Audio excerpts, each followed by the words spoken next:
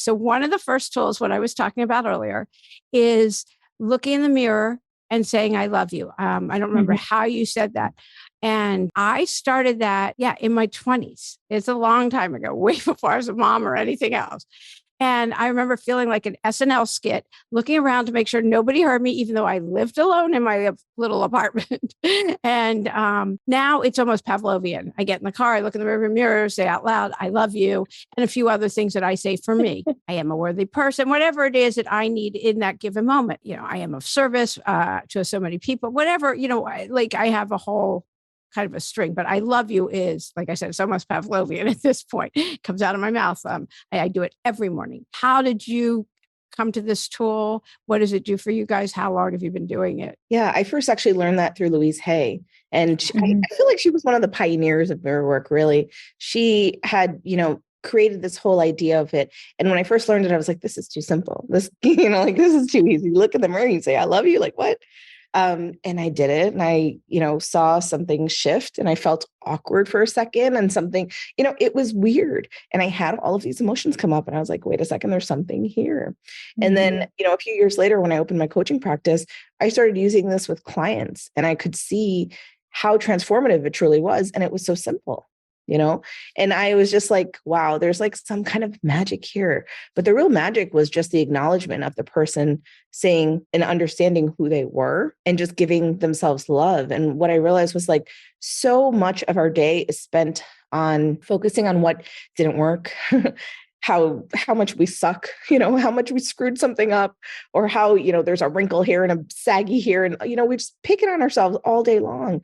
And it's like, we've forgotten how beautiful we are, that true inner beauty, that outer beauty, the love that exists there. And just that simple act of saying, I love you can break through so many different walls and so many different things that have been built up over years and years and years. And I've seen it across the gamut of clients, from everybody that, a teacher who's open to meditation and all of this access to, all of this stuff, to like big burly biker dudes that would never, you'd never think that they would be in that space of really tapping in deeper to them.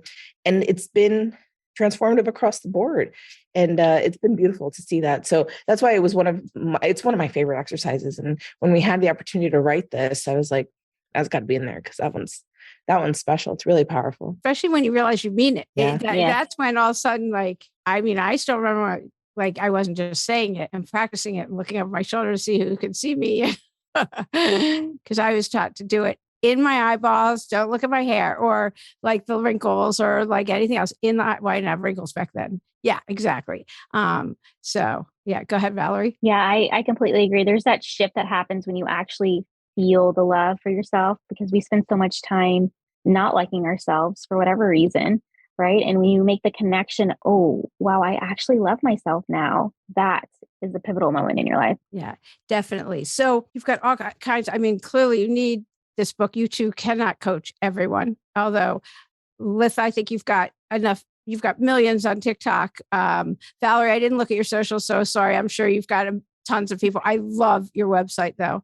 I have to say, but you can't coach everyone. So you've got all these prompts and all these exercises that are easy to read and understand, maybe not so easy to do initially. Do you have favorites for somebody listening? And I'll have the link for the book and everything else to reach for everybody listening. Don't worry. And it's all on the website. You know what really happened?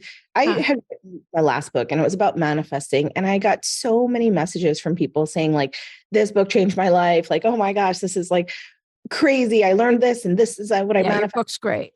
Thank you. I got so many messages about it. And then when the opportunity to write a shadow work journal came around, I was like, this is going to change the world. Like people think manifesting's cool. Let's talk about shadow work. Cause to really manifest anything is to get past the limiting belief. My true belief of abundance is that it's our birthright. It's always there for us. The only blockade there is a blockade that we create, which is those limits, right? Those shadows that we put in place to say, we can't have that. We're not good enough for that. Whatever the lies that we're telling ourselves really are. And through doing that shadow work, you're able to release that and to create new beliefs for yourself and really have transformation in your life. So this was just like such an honor. It's like an honor to be able to create this and to have it in the hands of, thousands, if not hopefully one day millions of people, so that they can start the work on their own, Mm-hmm. And I know that not everybody has the budget to hire a coach or a therapist or someone to work with. And this is an accessible way, at least to get your foot in the door, at least to start and understand and start to do the self-work. And I think that this is kind of like a drop in the bucket, but it can change and have a butterfly effect on so many different things. Oh, and I think absolutely. that's why Valerie and I, that's what our huge hope is for this, right? That it can really be transformative, even in the baseline. If it shifts something, it's going to shift something else. So do you have favorite prompts in here that for people listening so that they can get to their truth and move on to be their best and biggest and brightest self, to get their light to really shine? You're both picking up your books. Okay. Yeah. Take a look. I know. Let's see. What is my favorite one? Or what worked best for you, each of you, which to get to move beyond your limiting beliefs and your shadows? I'll put myself out there. I think after I did a lot of shadow work, I had a lot of comparison to other people. I'm the type of person Compare and despair. who likes to see something shiny and then go for it because somebody else said it was shiny. And it took me so long to get into a position where I owned my gift and what I brought to the table. And now I get to teach women how to tap into their intuition and their abilities. And for so long, I struggled with trying to figure out, what am I supposed to be doing? Like, how am I supposed to be helping the world? And I kept chasing what everyone else was doing. Like, if they're doing that, maybe I should do that. And it was kept doing it and then failing, doing it and failing. And now once I finally released the comparison shadow part of me and said, you know what, girl, they can be shiny and bright, but we can also be shiny and bright doing what we love to do. That's when it really just clicked for me, where I don't feel, how when you see somebody that's successful and you kind of get maybe a twinge of jealousy or like, why not me? Right. But now I see somebody successful and I'm cheering them on. I'm so excited for you and me too. Right? Everybody has a space to be successful. So the comparison one is really one of my favorites. That was amazing. And so I have two questions from that. So how did you get clarity of what was your superpower, so to speak, that you are meant to help people find help them with their intuitive abilities? Okay, so I'm going to share a story with you. I know that you love meditation and you teach meditation. I am a big meditation person. I love to meditate. I think it's amazing. When I would meditate, either I would start seeing visions of my future self, and she would give me guidance about what I should be doing.